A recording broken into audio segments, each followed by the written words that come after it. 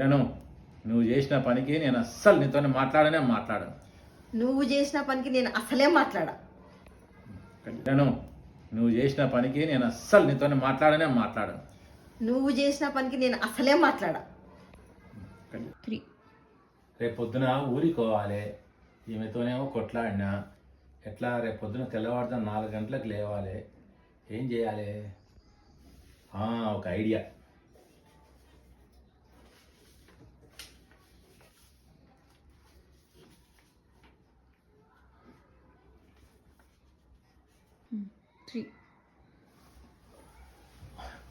ఆ? 8 అవుతుంది ఆ టైము. నిద్ర లేపమని చెప్పిన, ఎట్లా పడుకున్నావు చూడు.